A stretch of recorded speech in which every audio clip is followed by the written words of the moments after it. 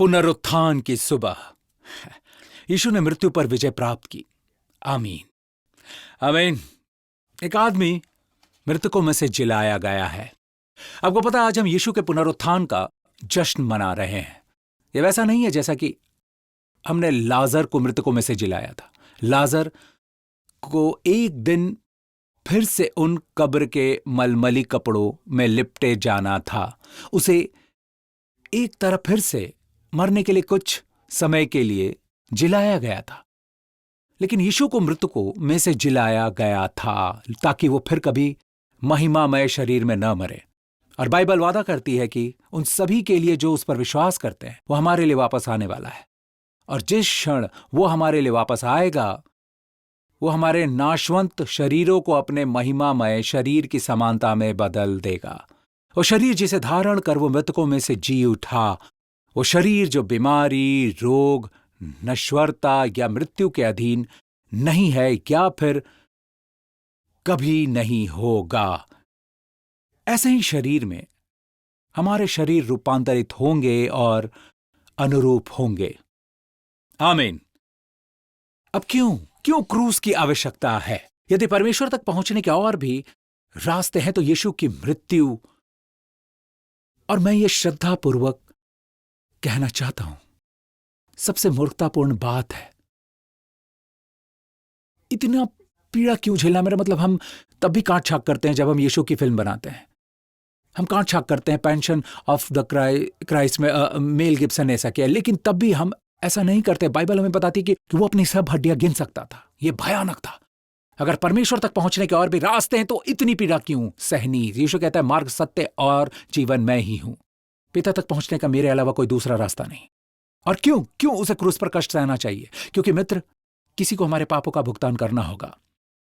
इसीलिए उस क्रूस पर जिसने कभी पाप नहीं किया, उसने कोई पाप नहीं किया, वो पाप से अज्ञात था, उसमें पाप नहीं था, लेकिन वो क्रूस पर हमारे लिए पाप बन गया।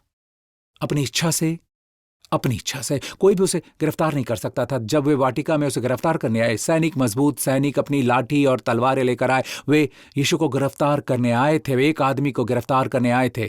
आमीन। और उससे पूछने पर एक आदमी बोल पड़ा। उन्होंने कहा, हम यीशु नासरी को ढूंढ रहे हैं। वो आगे बढ़ा और कहा, मैं हूं जलती हुई झाड़ी के परमेश्वर की घोषणा कई सालों पहले, जब परमेश्वर ने इजरायली लोगों को मिस्र से बाहर निकालने के लिए मूसा को चुना। और मूसा ने परमेश्वर से पूछा कि जब वे मुझसे तेरा नाम पूछेंगे तो परमेश्वर तेरा नाम क्या है, ताकि मैं उन्हें बता सकूं। परमेश्वर कहता है, मैं जो हूं सो हूं। जब यीशु आया और वे उसे गिरफ्तार करना चाहते थे तो वे उसे गिरफ्तार करने के लिए आगे बढ़े और कहा, मैं हूं। जानते हैं उनके साथ क्या हुआ? वो सब गिर गए। तथाकथित दिव्य बंदी उनके उठने का इंतजार कर रहा था ताकि वे उसे पकड़ सके। यह असली बंदी कौन है और असली पकड़ने वाला कौन है? लेकिन उसने अपना प्राण त्यागना चुना। यीशु ने इसे इस तरह कहा। आपको पता है, हम सोचते हैं कि उसकी हत्या कर दी गई थी, उसे मार दिया गया था। नहीं। वो कहता है कि कोई मेरा प्राण मुझसे नहीं छीन सकता, मैं अपना प्राण त्यागता हूं। और उसने अपना प्राण क्यों त्याग दिया? वो क्रूस पर लेट क्यों गया? उसने क्यों पुकारा, हे पिता उन्हें क्षमा कर, क्योंकि वे नहीं जानते वे क्या कर रहे हैं? क्योंकि पुराने नियम की तस्वीर, फसह का पर्व, उनके बाहर आने, मिस्र से उनके उद्धार, गुलामी से आजादी की याद में मनाया जाने वाला पर्व है। और उस पहले फसह के दिन परमेश्वर ने उनसे कहा, द्वार के चौखट के सिरे और अलंगों पर लहू लगाओ। तो इसकी कल्पना करें, मेरे साथ इसकी तस्वीर बना के, चौखट के सिरे पर और द्वार के अलंगों पर लहू, दोनों अलंगों पर। ऑलराइट, आपके पास क्या है? आपके पास क्रूस है। और परमेश्वर ने कहा, जब मैं इस रात को मिस्र के ऊपर से गुजरूंगा और मृत्यु का दूत देख रहा होगा, मैं लहू देखूंगा। और परमेश्वर कहता है, जब मैं लहू देखूंगा तो मैं नाश करने वालों को तुम्हारे घरों को मारने के लिए न जाने दूंगा। इसलिए वो इसे फसह कहते हैं, फसह का पर्व। और परमेश्वर कहता है, मैं नाश करने वाले को तुम्हारे पहिलौठों को मारने नहीं दूंगा। ऑलराइट, अब परमेश्वर ने यह नहीं कहा, जब मैं तुम्हारे दाने पुण्य के कामों को देखूंगा, जब मैं तुम्हारे अच्छे चरित्र को देखूंगा, जब मैं तुम्हारे अच्छे पारिवारिक नाम को देखूंगा, जब मैं तुम्हारी शैक्षणिक उपलब्धियों को देखूंगा। उसने ऐसा नहीं कहा। उसने कहा कि जब मैं लहू देखूंगा तो मैं तुम्हारे ऊपर से गुजर जाऊंगा। आमीन। क्या तुम्हारे हृदय के द्वार की चौखट पर लहू है? जब मैं लहू देखूंगा तो मैं तुम्हारे ऊपर से गुजर जाऊंगा। मैं नाश करने वालों को तुम्हारे घरों में मारने के लिए न जाने दूंगा। जब मैं लहू देखूंगा। क्या आपको पता है लहू क्या है? कौन से जानवर का? ये मेमने का लहू है। उन सभी को मेमने का लहू लेने और उसे अपने द्वार की चौखट और अलंगों पर लगाने का आदेश दिया गया। मेमना ही क्यों? क्योंकि उन दिनों उसके बाद उनके पास एक मंदिर था, उनके पास एक तंबू और एक मंदिर था जहां वे पाप करने जाते थे। जो व्यक्ति पाप करता वो बलि का अपना मेमना लाता और एक मेमना लाते और याजक के पास जाते। याजक परमेश्वर का प्रतिनिधित्व करते हैं। ओके, वो परमेश्वर की ओर से बात करता है, परमेश्वर की आंखों की तरह। अब जब भेंट लेने वाला मेमना लेकर आता तो याजक भेंट लेने वाले की ओर नहीं देखता। बहुत से लोग सोचते हैं कि जब वे परमेश्वर के पास आते हैं तो परमेश्वर मेरी ओर देखता है, मेरी ओर। ऑलराइट, लेकिन अगर आपके जीवन में यीशु है तो परमेश्वर आपकी ओर नहीं देखता, परमेश्वर यीशु को देखता है, जो परमेश्वर का सच्चा मेमना है। आमीन। अगर आप मसीह के बिना है तो बेशक, अगर भेंट लाने वाले ने पाप किया, ऑलराइट, भेंट लाने वाले का मतलब है वो भेंट जो आप चढ़ाने जा रहे हैं। लेकिन मान लीजिए कि उसने पाप किया और वो याजक के पास साहसपूर्वक आकर कहता है कि मैंने पाप किया और कोई भुगतान नहीं है, कोई प्रतिस्थापन नहीं है, तो याजक को उसे देखकर उसका न्याय करना होगा और उसके द्वारा किए गए पाप के आधार पर उसे सजा देनी होगी। उसे अपने हाल पर छोड़ दिया जाता है। ऑलराइट, लेकिन जब उसने पाप किया तो परमेश्वर ने उन दिनों में उनसे कहा कि जब वे पाप करेंगे तो पाप बलि के रूप में एक मेमना लाओ।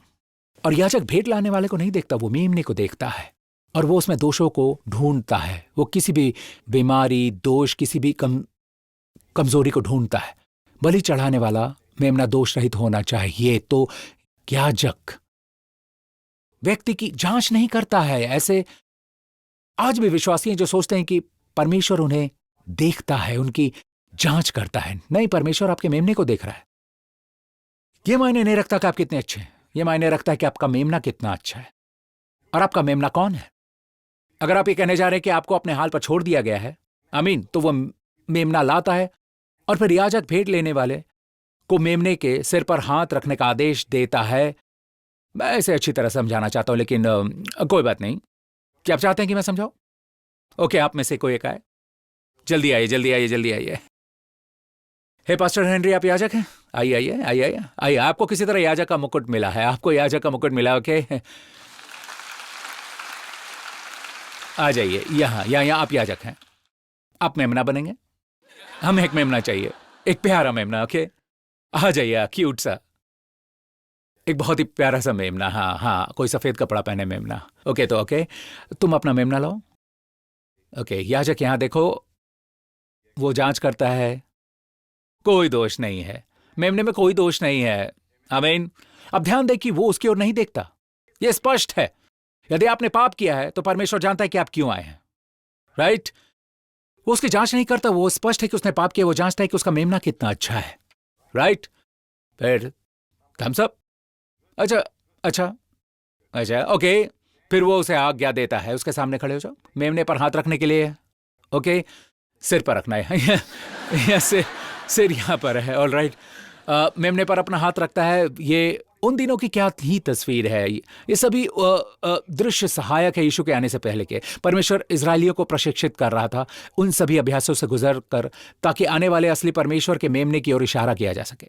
और जब यूहन्ना बपतिस्मा देने वाले ने यरदन नदी के किनारे यीशु को देखा तो उसने कहा, देखो परमेश्वर का मेमना, निश्चित लेख।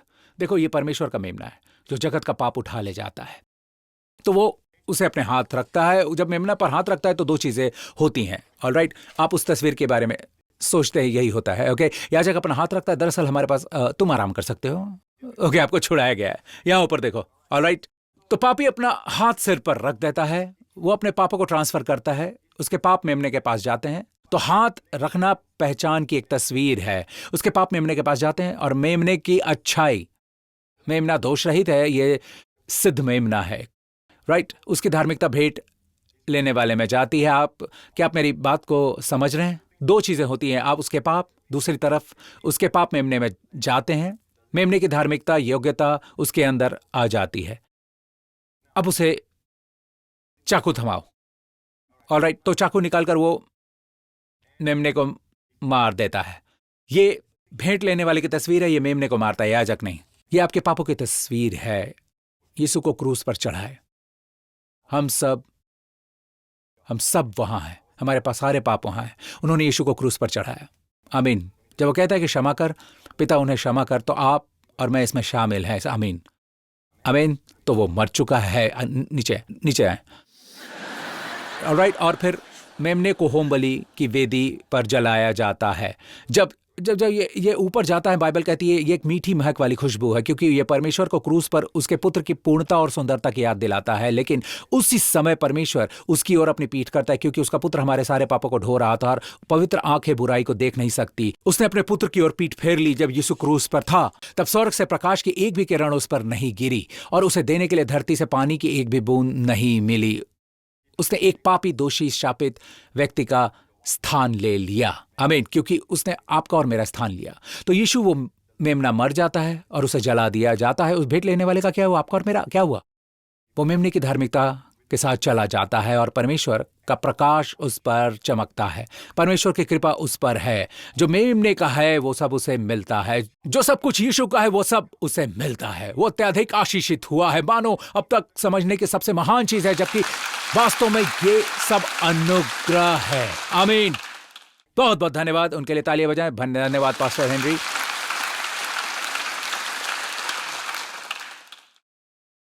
यह अनुग्रह है, ये ऊपर नहीं जाता।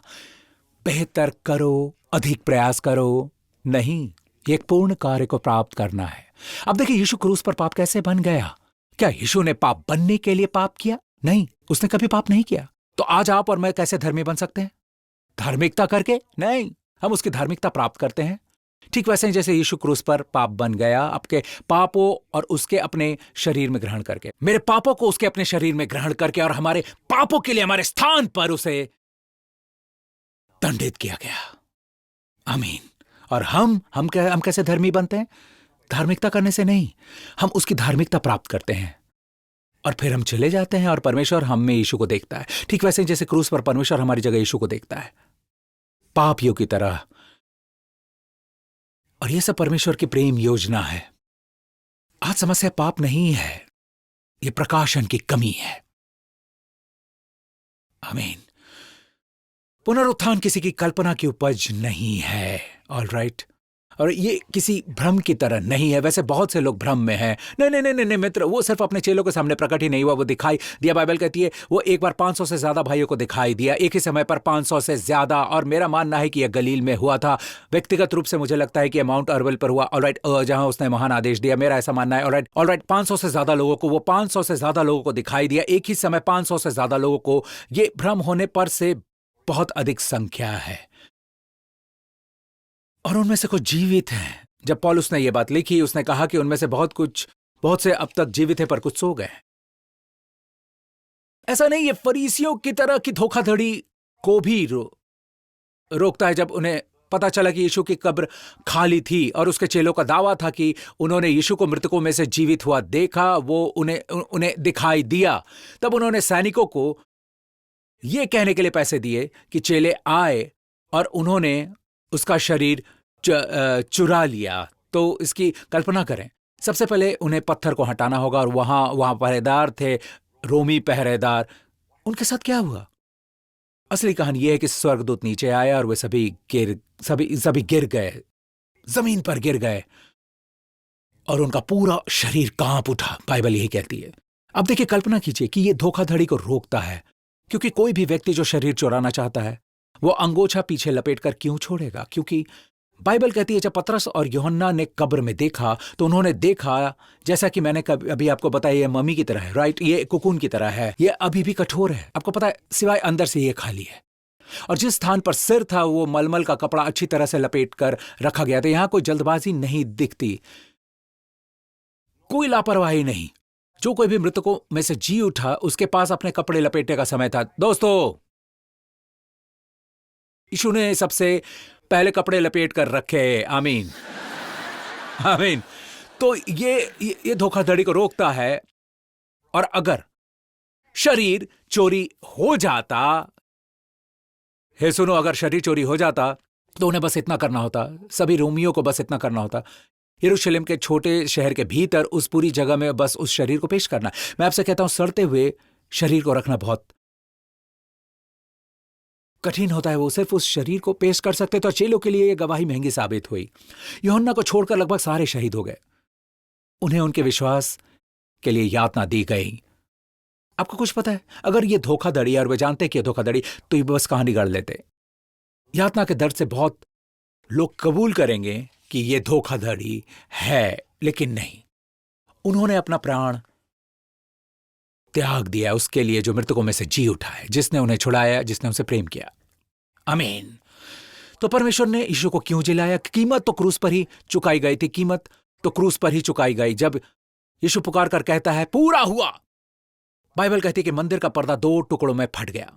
आमीन। परमेश्वर बाहर आया और परमेश्वर ने कहा, हेलो, घर में स्वागत है। आमीन। परमेश्वर और मनुष्य के बीच की पाप की बाधा हटा दी गई, कीमत चुकाई गई है। इसीलिए यीशु पुकारता है पूरा हुआ। लेकिन परमेश्वर ने यीशु को मृतकों में से क्यों जिलाया? और ये यहां इस वचन के साथ समाप्त होता है। वैसे मैं आपको ये दिखाना चाहता हूं। देखो, मैं तुमसे भेद की बात कहता हूं। हम सब नहीं सोएंगे, परंतु सब बदल जाएंगे। हम सब बदल जाएंगे। यहां सब विश्वासियों को संदर्भित करता है। और ऐसे मसीह भी हैं जो आंशिक रैप्चर सिद्धांत सिखाते हैं। कुछ मसीह लोग उठा लिए जाएंगे और कुछ रह जाएंगे। किन लोगों को उठा लिया जाएगा? मुझे लगता है कि आप उठा लिए जाएंगे। हाँ, मुझे भी उठा लिया जाएगा। क्यों? क्योंकि मैं तैयार हूं। कितना तैयार रहना है कि नहीं? नहीं, यह सिर्फ अनुग्रह से है कि आप आपके आत्मा में विश्वास के द्वारा उद्धार पाए हैं। आपके शरीर के लिए भी यही बात है, विश्वास के द्वारा अनुग्रह से सब बदल जाएंगे। मतलब है सभी से परमेश्वर सब कहता है, तो इसे आंशिक न लें। सबका मतलब सबसे सब बदल जाएंगे। कैसे? कितनी तेजी से? एक परमाणु सेकंड में, यहां ग्रीक में एक परमाणु सेकंड में पलक झपकते ही। अब आप पलक झपकना देखते हैं, अब आप पलक झपकना नहीं देखते। इतनी तेजी से हमारे शरीर एक पुनः रुथित शरीर में बदल जाएंगे। आमीन। अंतिम तुरही बजने पर एक ही क्षण में तुरही बजेगी और मरे हुए अविनाशी रूप में से जी उठेंगे, और हम जो जीवित हैं बदल जाएंगे। और हम इस शरीर में कब तक रहेंगे? वे कभी नहीं मरेंगे, कभी बूढ़े नहीं होंगे, फिर कभी बीमार नहीं होंगे, फिर कभी थकान महसूस नहीं करेंगे, हमेशा के लिए। और निश्चित रूप से आपके पास अनंत भाग्य है।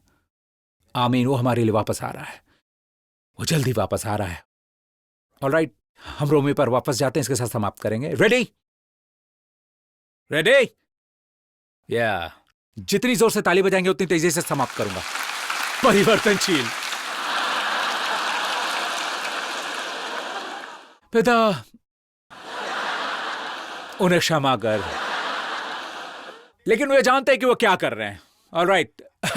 ओके, मसीह को क्रूस पर क्यों लटकाया गया? उसे पकड़वाया गया हमारी गलतियों, हमारे पापों, हमारे अपराधों के लिए। राइट? आप औसत मसीह से पूछें, यीशु को क्रूस पर क्यों लटकाया गया? वैसे मैंने कहा कि उसने अपना प्राण त्याग दिया। मेरा मानना है कि पहली बार रोमियो ने किसी व्यक्ति को क्रूस पर लेटते हुए देखा। उन्होंने पहले ऐसा कभी नहीं देखा। मैंने कहा कोई भी उसका प्राण नहीं ले सकता था। एक शब्द और वे सभी गिर जाते। राइट? उसने अपने प्राण त्याग दिया क्योंकि हमारे पापों की कीमत चुकानी थी। पर वो मेमना था, परमेश्वर का सच्चा मेमना, जो जगत का पाप उठा ले जाता है। तो उस क्रूस पर, राइट, उसे हमारे अपराधों के लिए पकड़वाया गया। लेकिन बहुत से लोग इस वचन के दूसरे भाग को नहीं समझते। उसे मृतकों में से क्यों जिलाया गया? शारीरिक रूप से हमें न्यायोचित ठहराने के लिए।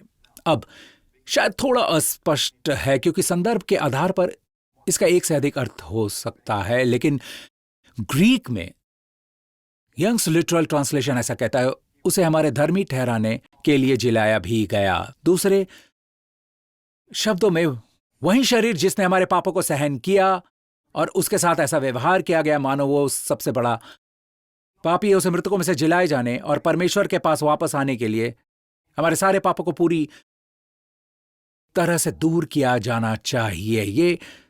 ये ऐसा होना चाहिए कि परमेश्वर हम सभी पापियों से कहे, मैं तुम्हें यीशु के द्वारा धर्मी घोषित करता हूं। दूसरे शब्दों में, परमेश्वर यीशु के पुनरुत्थान को आपको धर्मी घोषित किए जाने के साथ जोड़ता है। दूसरे शब्दों में, यदि आप परमेश्वर द्वारा धर्मी घोषित नहीं किए गए हैं तो वो मृतकों में से जिलाया नहीं जाएगा। क्योंकि हमें समझना होगा वो क्रूस पर क्यों गया? आपके लिए। उसे मृतकों में से क्यों जिलाया गया? आपके लिए। परमेश्वर ने उसके भविष्य और इतिहास को आपके साथ जोड़ा है। वो आपके पापों के लिए मरा, वो इसलिए जी उठा क्योंकि परमेश्वर आपको धर्मी घोषित करता है। और अब जब आप धर्मी हो, उस आदमी की तरह जो परमेश्वर की कृपा के साथ चला जाता है, वो कृपा जिसके आप हकदार नहीं हो, वो आशीष है जिनके आप हकदार नहीं हो, वो सारी अच्छी चीजें जिनके आप अनुभव करते हो और आपको पता है मैं इसके योग्य नहीं, इसलिए आपका हृदय प्रेम, आनंद और शांति और कृतज्ञता और धन्यवाद से भरा है। आप जानते हो कि आप किसी और के कारण धन्य हो और आपका जीवन उसकी महिमा के लिए जीते हो। आपसे प्रेम किया गया है। आमीन। अगर आप वही हो तो बाइबल कहती है, इसीलिए मसीहियत मतलब आप कठोर प्रयास, कठोर प्रार्थना, कठोर चीजें नहीं करते। नहीं, ये दान प्राप्त करने के बारे में है। धार्मिकता अब एक दान है। जब आप धार्मिकता प्राप्त करते हो, ठीक वैसे ही जैसे परमेश्वर यीशु के साथ क्रूस पर सबसे बुरे पापी की तरह व्यवहार करता है, भले ही उसने कभी पाप न किया हो, परमेश्वर आपके साथ वैसा ही व्यवहार रखेगा जैसे कि आप पृथ्वी पर सभी धर्मी व्यक्ति हैं, धर्मी लोगों की सारी आशीषें पाते हुए। जब आप प्रार्थना करते हो तो परमेश्वर आपकी प्रार्थना सुनता है और परमेश्वर आपके जीवन में चमत्कार करता है और आपके परिवार पर आशीषें बरसाता है। मैं इसीलिए आया हूं कि तुम जीवन पाओ और बहुतायत से पाओ। आमीन। अपने मुंह से स्वीकार करें और अपने दिल में विश्वास रखें। बाइबल कहती है, यदि तू अपने मुंह से यीशु को प्रभु जानकर अंगीकार करे और अपने मन से विश्वास करे कि परमेश्वर ने उसे मरे हुए में से जिलाया, तो तू निश्चय उद्धार पाएगा। यदि आप वही हो तो मेरे साथ अपने दिल से यह प्रार्थना करें। कहें, हे स्वर्गीय पिता, मैं आपके प्रेम के सबसे महान दान मेरे प्रभु यीशु मसीह के लिए आपको धन्यवाद देता हूं। वो मेरी जगह लेकर उस क्रूस पर मरा, मेरे सभी पापों, मेरे सारे न्याय और मेरे दंड को सहते हुए। जब यह सब समाप्त हो गया तो उसने मेरे पापों की अंतिम बूंद तक कीमत चुकाई। उसने पुकार कर कहा, पूरा हुआ। और तीसरे दिन आपने उसे मृतकों में से जिलाया। वो आजीवित है और एक दिन मुझे भी एक नया शरीर प्राप्त होगा। धन्यवाद पिता। यीशु मसीह मेरा प्रभु और मेरा उद्धार करता है, यीशु के नाम से। और सभी लोगों ने कहा कि आमीन। प्रभु की स्तुति हो, बधाई हो। अब आप परम प्रधान परमेश्वर की संतान हैं। पुत्रत्व का आत्मा आपको दिया गया है। वही आत्मा जो यीशु में वास करता था, वही पवित्र आत्मा आप में वास करता है। आमीन। वास्तव में अब आप आदम से भी बढ़कर सर्वोच्च रचना है। आदम मर गया लेकिन यीशु मसीह मृतकों में से जी उठा। आमीन। और वो हम लोगों के लिए वापस आ रहा है, वो हमारे लिए वापस आ रहा है। लेकिन परमेश्वर चाहता है कि आप उससे बहुत कुछ जाने और प्राप्त करें। तो चर्चाते रहें कि आप आएंगे। खड़े हो जाएं चर्च। हालेलुया। तो इस पूरे सप्ताह मैं यीशु के नाम से प्रार्थना करता हूं कि अब्राहम की आशीषें, व्यवस्था विवरण 28 की आशीषें, वो आशीषें जो अद्वितीय हैं, जिसे आप इस सप्ताह अनुभव करने पर जानेंगे कि परमेश्वर की आशीष है, इस पूरे सप्ताह आप पर और आपके प्रियजनों पर उतरे। प्रभु यीशु के नाम से प्रभु स्वयं आपकी रक्षा करें, आपको हर बीमारी और रोगों से बचाएं, हर खतरे, हर नुकसान, दुष्ट की शक्ति से प्रभु के यीशु के कारण प्रभु की मुस्कान आपके चेहरे पर हो। वो आपसे खुश है और आपको अपनी शांति दे रहा है। आपको और आपके परिवार को स्वास्थ्य और कल्याण प्रदान कर रहा है प्रभु यीशु के नाम से। और सभी लोगों ने कहा आमीन। हम आपसे फिर मिलेंगे। प्रभु आपको आशीषित करें।